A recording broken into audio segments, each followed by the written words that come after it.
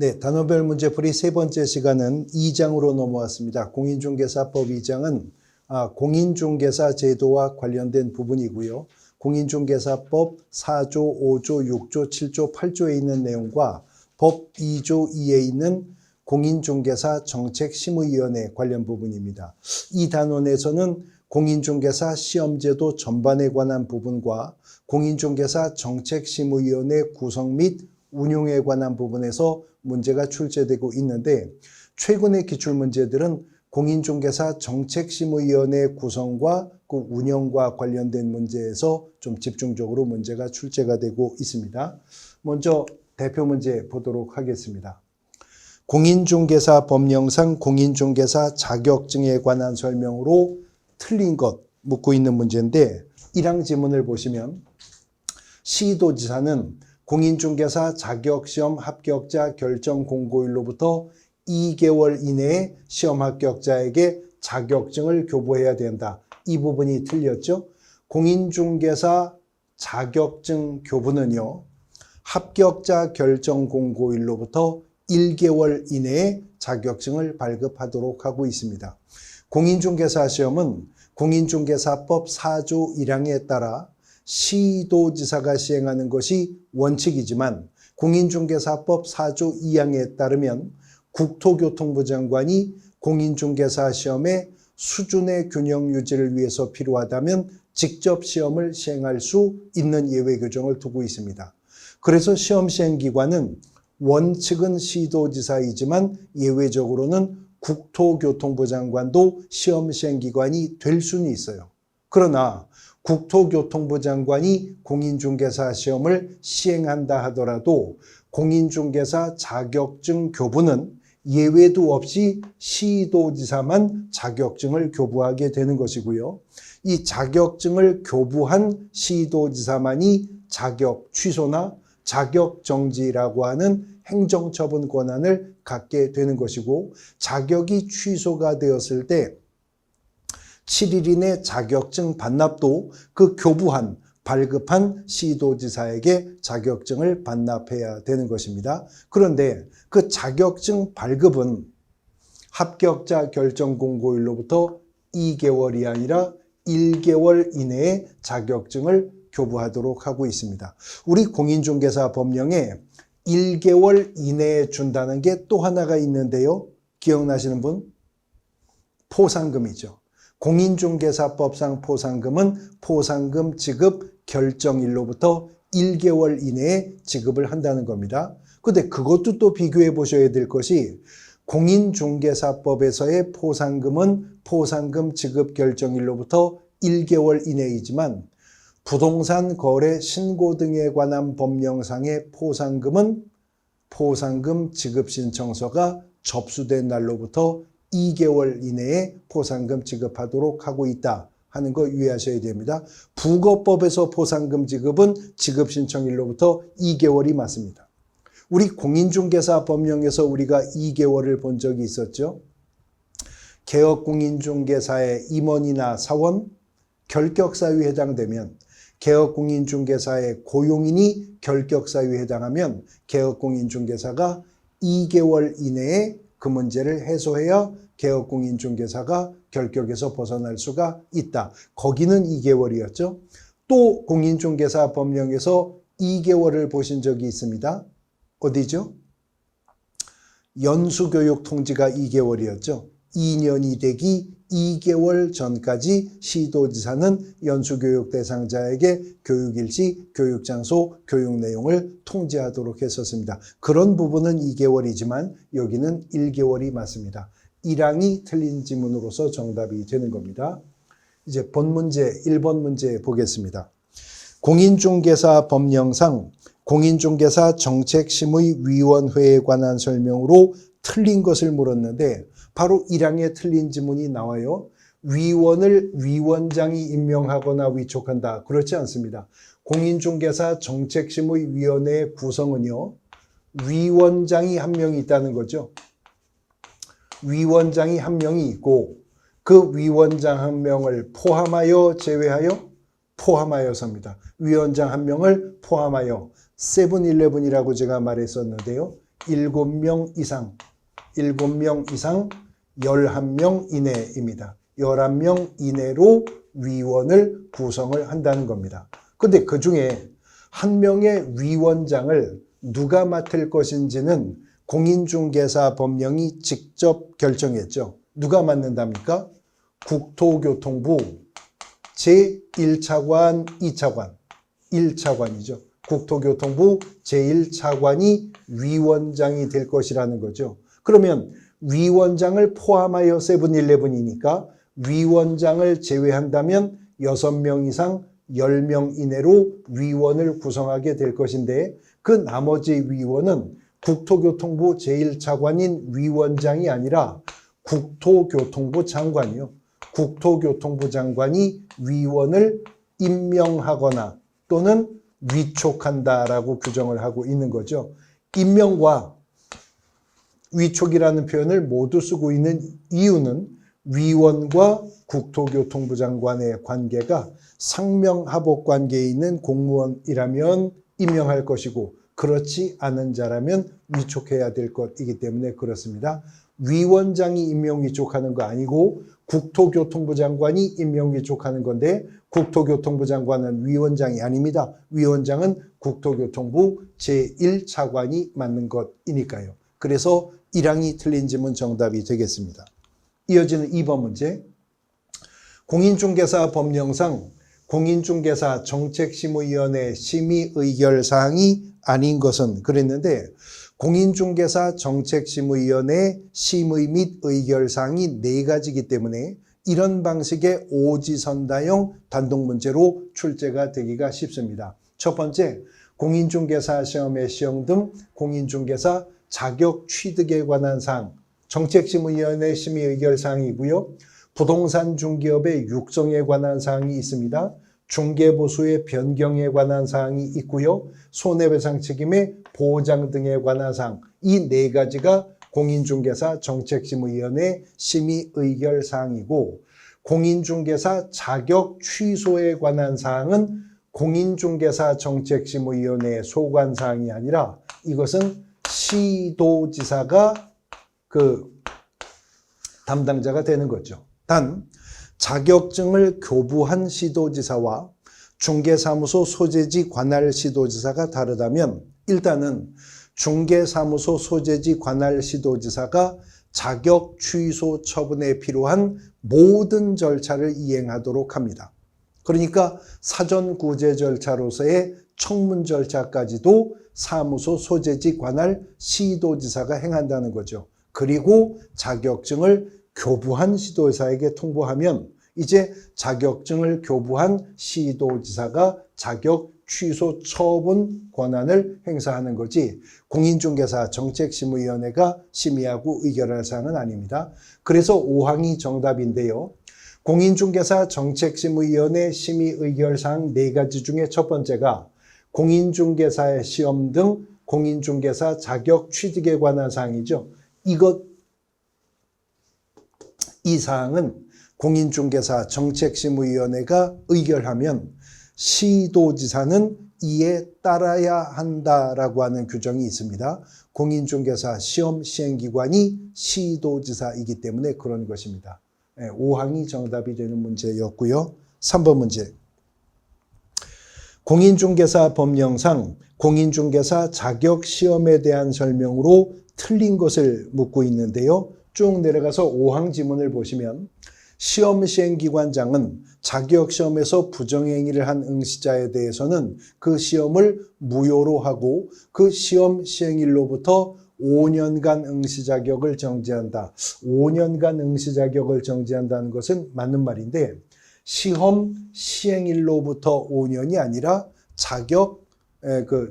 무효 처분을 한 날로부터 5년간 응시 자격을 정지하도록 하고 있는 겁니다. 현행 공인중개사법상 공인중개사 시험의 응시 자격은 제한 없음이 원칙입니다. 국적도, 성별도, 연령도, 학력도, 경력도 제한이 없어서 공인중개사 시험은 외국인도 응시할 수 있습니다. 미성년자나 비성년 후견인이나 피한정 후견인과 같은 제한 능력자도 공인중개사 시험에 응시할 수 있을 뿐만 아니라 형법상의 수형자들, 금고 이상형의 수형자들이라 하더라도 공인중개사 시험에 응시가 가능하다는 거죠. 그러나 공인중개사 시험에 응시 자격에 제한을 받는 경우가 딱 두 가지가 있는데, 하나는 공인중개사 자격 취소 처분을 받은 자는 3년간 공인중개사가 될 수가 없고, 그 다음에 또 하나가 시험에서 부정행위를 한 응시자에 대해서는 시험이 무효 처분이 떨어지겠죠. 무효 처분일로부터 5년입니다. 시험 시행일로부터 5년이 아니라 무효 처분일로부터 5년간은 공인중개사 시험의 응시 자격을 제한받게 됩니다. 5항이 틀린 지문으로 정답이 되는 것입니다. 이어지는 4번 문제. 공인중개사 법령상 응시수수료 반환에 관한 설명으로 틀린 것은, 아주 지엽적인 문제이지만 이런 문제도 출제가 되고 있어요. 공인중개사 시험에 응시하고자 하는 자는 응시수수료 납부할 의무가 있습니다. 근데 일단 응시수수료가 얼마인지는 가액을 공인중개사 법령이 확정한 것은 아니고요. 공인중개사 시험의 응시수수료는 원칙 규정에 따라 시도지사가 시험을 시행하는 경우에는 해당 시도조례, 해당 지방자치단체 조례가 정하는 응시수수료 납부해야 됩니다. 근데 공인중개사 시험은 시험의 수준의 균형 유지를 위해서 필요하다면 국토교통부 장관이 시행할 수도 있죠. 그때는 국토교통부 장관이 결정 공고하는 수수료 납부해야 되는 겁니다. 그러나 실제 공인중개사 시험은 업무가 위탁이 되거든요. 이 경우에 응시수수료는 위탁을 받은 자가 위탁을 한 자의 승인을 얻어서 결정 공고하는 응시수수료 납부하는 겁니다. 시험에 응시하고자 하는 자 응시원서 제출할 때 응시수수료 납부했기 때문에 합격자로 결정 공고되면 최초의 자격증 교부는 별도의 수수료 납부 없이 자격증 발급받을 수 있죠. 다만 후일 자격증을 분실하거나 훼손하는 등의 문제가 생겨 자격증 재교부 신청할 때는 다시 또 수수료 납부해야 됩니다. 공인중개사법은 어떠한 경우에 수수료 내야 되는지를 규정했을 뿐만 아니라 응시수수료에 대해서는 환불 규정, 반환 규정을 두고 있는데, 공인중개사 시험의 접수기간 내에 접수를 취소하거나 시험 시행기관의 귀책 사유로 응시할 수 없게 되었거나 과운납했을 때에는 납입한 수수료 전액을 또 과운납한 금액 전액을 환불해 주도록 하고 있습니다. 근데 사항에 응시원서 접수 마감일로부터 7일 이내에 접수를 취소하는 경우에는 납입한 수수료의 100분의 60을 반환한다 그랬는데, 접수 마감일로부터가 아니라 접수 마감일 다음 날로부터 7일 이내에 접수를 취소했을 때 100분의 60% 환불해 준다는 것이고요. 시험 시행일 10일 전까지 접수를 취소했을 때는 50% 환불합니다. 그러니까 두 구간을 유의해 두시면 돼요. 60% 환불되는 구간과 50% 환불되는 구간인데, 60% 환불 기간은 접수 마감일 다음 날로부터 7일 이내 접수를 취소했을 때 60%가 환불이 되는 겁니다. 그래서 사항이 틀린 지문으로 정답이 되겠습니다. 이어지는 5번 문제 보겠습니다. 5번. 공인중개사 법령상 공인중개사 자격시험에 대한 설명으로 틀린 것을 묻고 있는데요. 사항 지문을 보시면 사항에 시험 시행기관장은 개략적 사항의 공고 후에 시험을 시행하고자 하는 때에는 시험 일시, 시험 장소, 시험 방법, 합격자 결정 방법 및 응시수수료 반환에 관한 사항 등 시험 시행에 관한 필요한 사항을 시험 시행일 60일 전까지가 아니라 90일 전까지죠. 90일 전까지 관보 및 일간신문, 방송 등에 공고하고 인터넷 홈페이지에도 게시해야 됩니다. 공인중개사 시험 공고는 2번 있는데, 시험 일정 등에 대한 예비 공고요, 개략적 사항에 대한 공고는 매년 2월 말일까지입니다. 매년 2월 말일까지 예비 공고를 하고 확정 공고는 시험생일 60일이 아니라 90일 전까지 공고해야 됩니다. 근데 우리 공인중개사법에는 이렇듯 90일 전까지 하라는 것도 있는데 3개월이라고 하는 표현이 나오는 것도 있죠.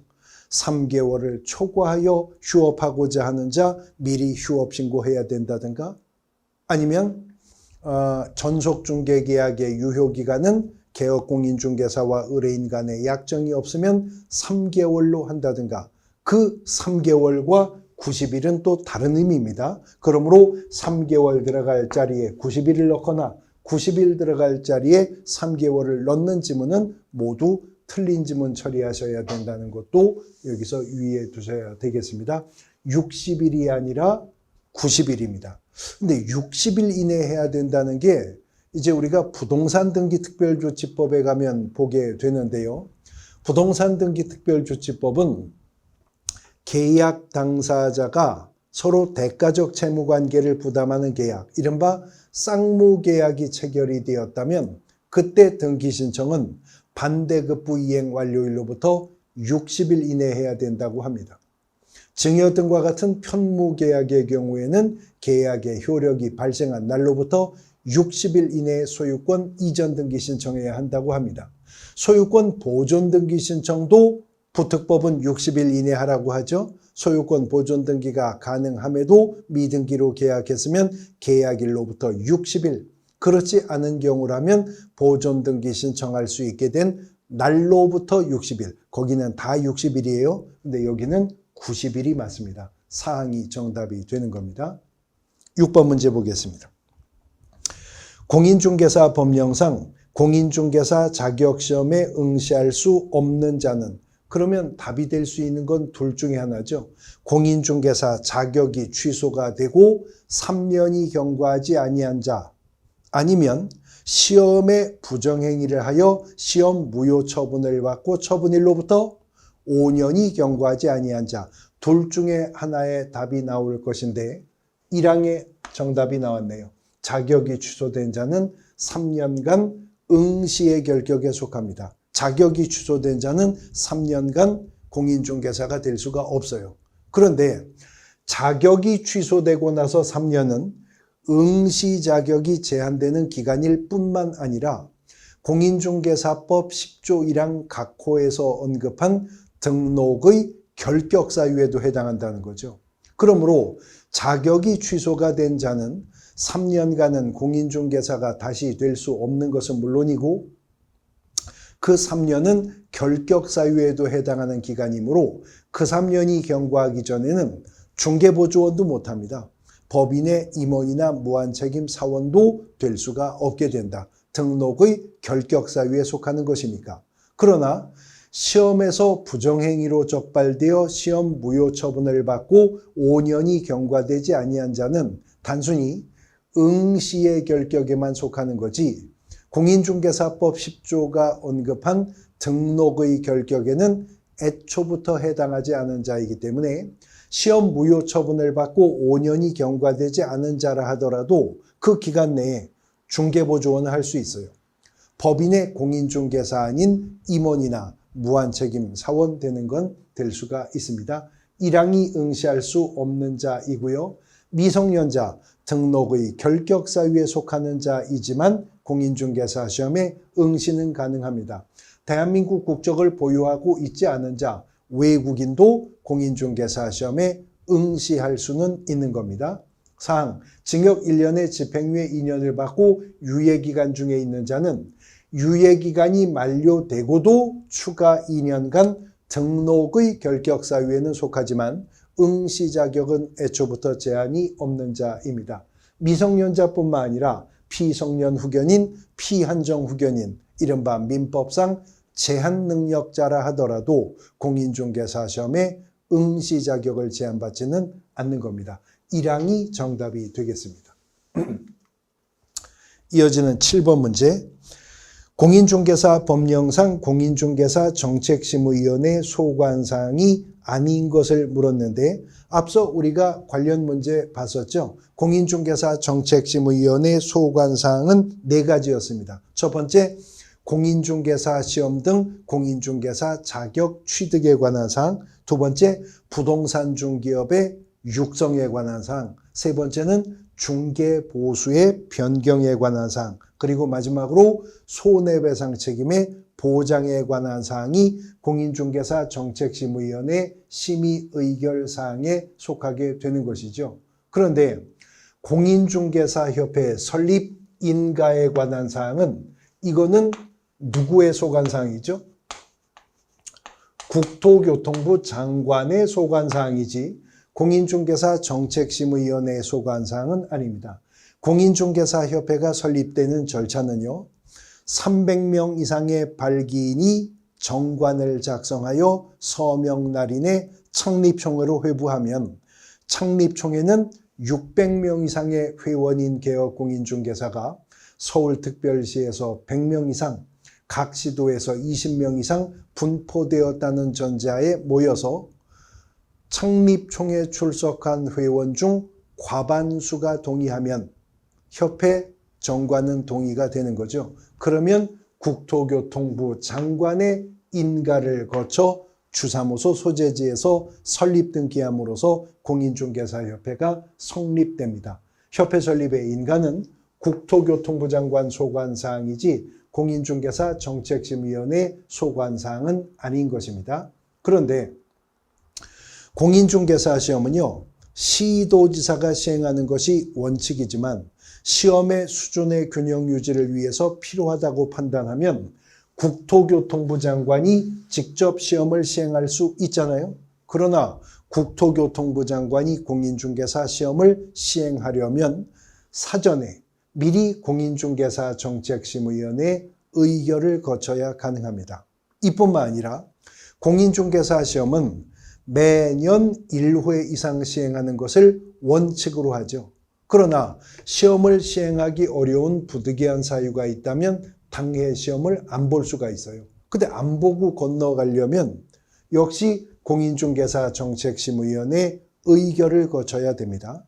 공인중개사 시험은 1차 시험도 2차 시험도 매 과목 40점 이상 득점을 전제로 전 과목의 100점 만점 평균이 60점 이상이면 1차든 2차든 합격자가 되는 것이 원칙입니다.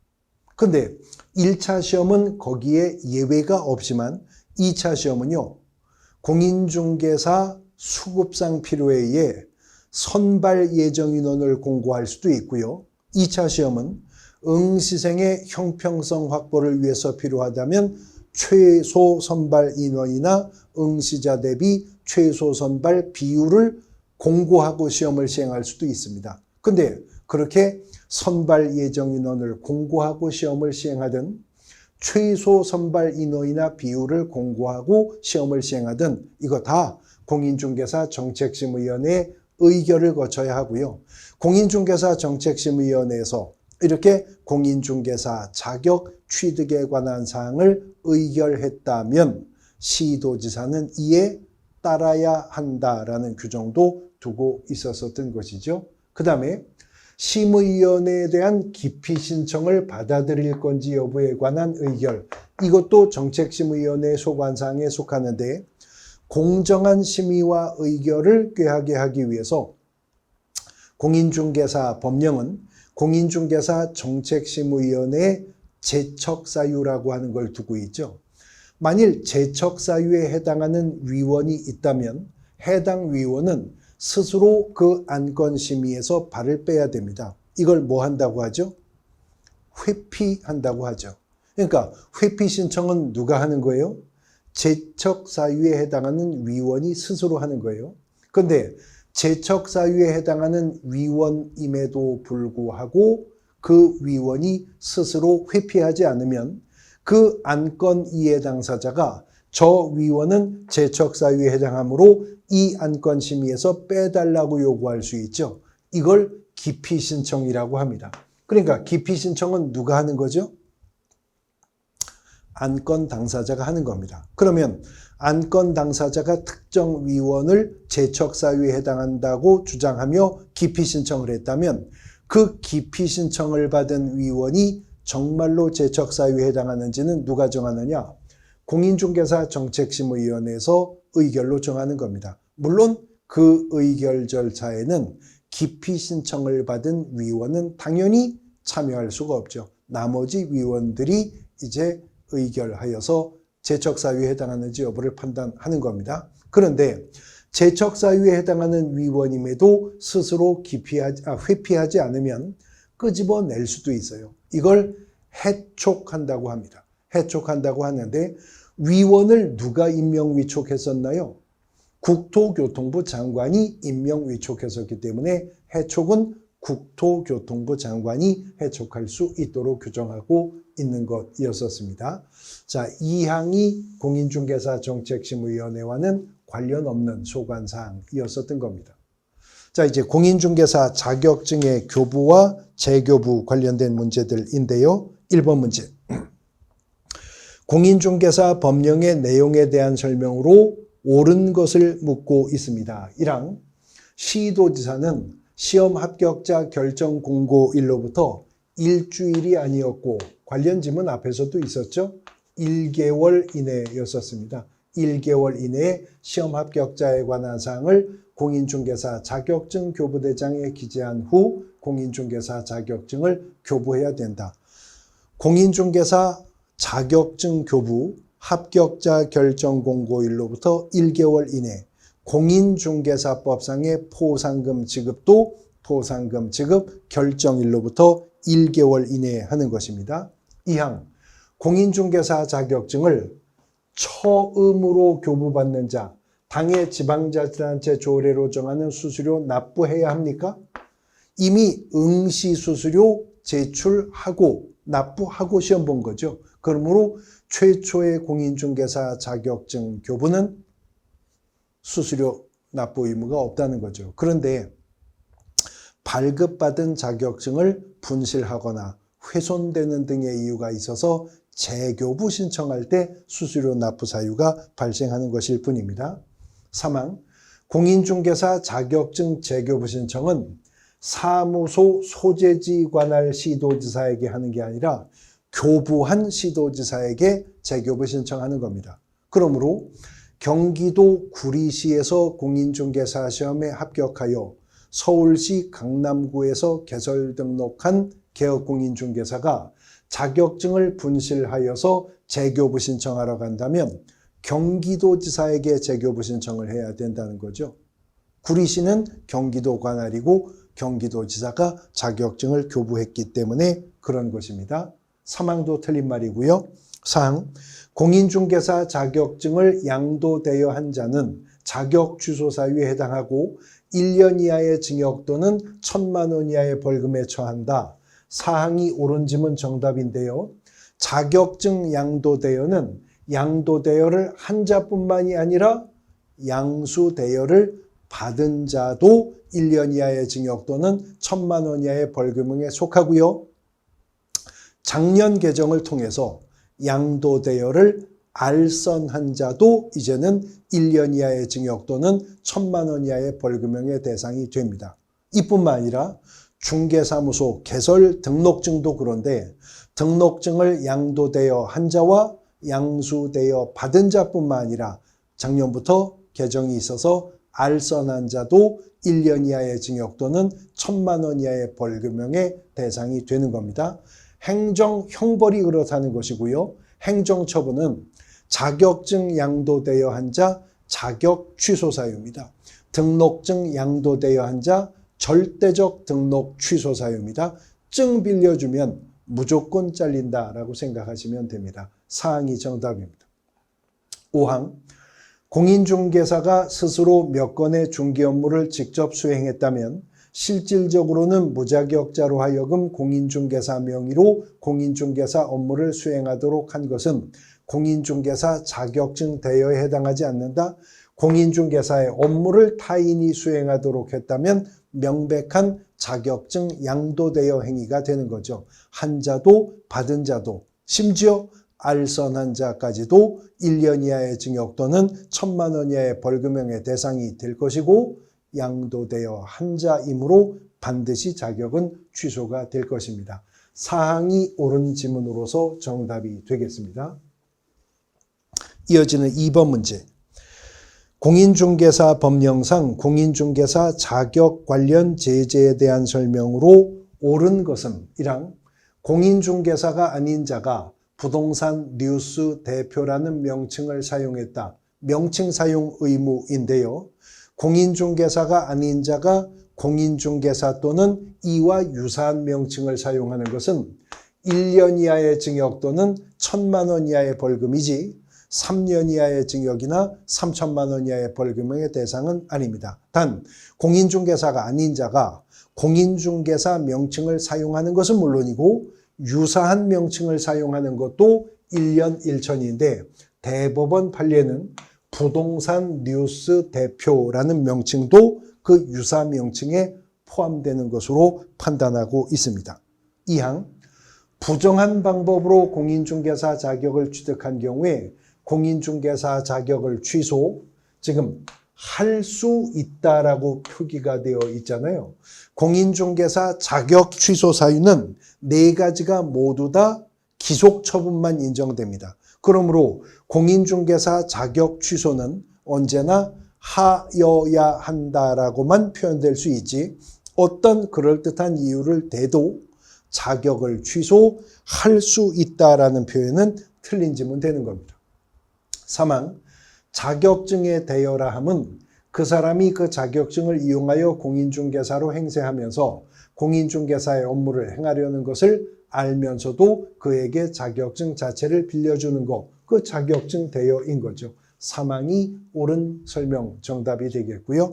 4항 공인중개사인 개업공인중개사의 경우에 자격 취소 처분을 등록관청이 합니까? 시도지사가 하는 거죠.